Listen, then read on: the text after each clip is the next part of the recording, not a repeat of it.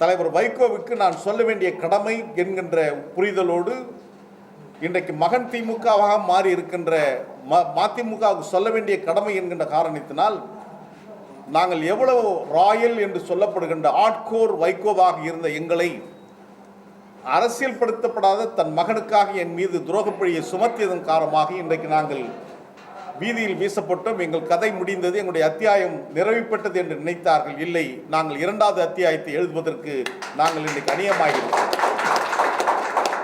எனவேதான் திராவிட இயக்கம் இந்த மண்ணில் 1916ஆம் ஆண்டு நவம்பர் 20ஆம் தேதி தோற்றுவிக்கப்பட்ட அந்த நாளில் திராவிட வெற்றி கழகத்தை நாங்கள் இந்த மண்ணில் தொடங்கினோம்.